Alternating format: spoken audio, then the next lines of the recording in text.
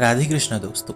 ढोल गवार शूद्र पशु नारी सकल ताड़ना के अधिकारी, इसमें गोस्वामी तुलसीदास जी ने बहुत ही सूक्ष्मता से वर्णन किया है। तो इसकी व्याख्या जाने बिना ही लोग इसका गलत अर्थ निकालने लगते हैं। तो आइए इसका सरल अर्थ, वो भी शास्त्रीय पद्धति अनुसार क्या है, वो जानते हैं। मित्रों, 14 रत्नों में से एक रत्न स्त्री रत्न भी है। स्त्री को रत्न कहा गया है।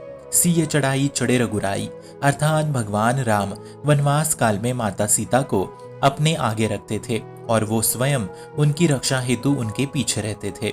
इस प्रकार वो अपने रत्न पे दृष्टि रखते थे। तो यहाँ साफ साफ अर्थ है, शासन का अर्थ उनकी रक्षा में सदैव तत्पर रहना। यहाँ शासन का अर्थ ये नहीं कि जैसे ढोल को पीटा जाता है, जैसे शूद्र गवारों को पीटा जाता है, वैसे नारी को भी पीटो, ये उसकी व्याख्या नहीं है। ये सब मूर्खता है, इसे व्याख्या नहीं कहते। यहाँ ताड़न शब्द का अलग अलग प्रयोग किया गया है। इसका सरल अर्थ है, अपने रत्न स्त्री के ऊपर दृष्टि रखे। दृष्टि क्यों रखना है? क्योंकि वो रत्न है। कहीं कुछ ऐसा ना हो कि गलत दृष्टि वाला उस पे हमला कर दे। हमारे शास्त्रों अनुसार स्त्रियों को कभी भी अकेला छोड़ना नहीं पाया गया है, क्योंकि आजकल वर्ण संस्कार अलग है। आपका स्त्री पे भरोसा सही बात है, परंतु आपको नहीं पता कि सामने वाला अनजानी किस दृष्टि वाला होगा। इसलिए नारी सकल ताड़ना अर्थात नारियों पे दृष्टि बनाए रखे।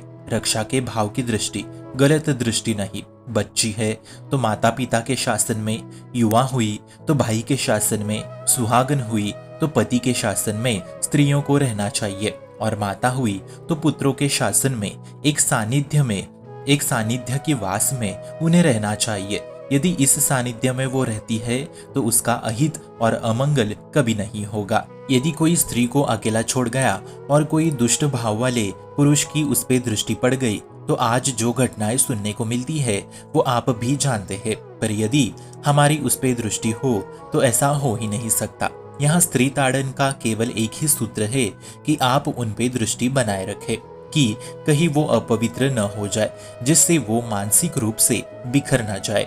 इसलिए सावधान। यहाँ उसको पीटने का शब्द नहीं है। जो सामर्थ्य पुरुष में है वो ही सामर्थ्य स्त्री में भी है, क्योंकि ये भगवान के ही दो रूप है, भगवान के ही ये दो अंग है, एक स्त्री और एक पुरुष। जिस घर में स्त्री का अपमान होता है उस घर का नाश निश्चित होता है। आप देखिए, रावण का सत्यानाश हो गया जगदम्बा सीता के प्रति, दुर्योधन का और कौरवों का सत्यानाश हो गया द्रौपदी के प्रति। इसलिए शास्त्रों का भय, भगवान का भय, समाज का भय भले ही पुरानी सोच लगे, पर ये हमें अपवित्र होने से बचा के रखता है। इसलिए यहाँ ताड़ना का अर्थ मारना पीटना नहीं है, बल्कि स्त्री के रक्षा दृष्टि में रहना, यही सही अर्थ है। बाकी इसका दूसरा कोई भी गलत मतलब ना निकाले। शुभम भवतु कल्याणमोस्तु।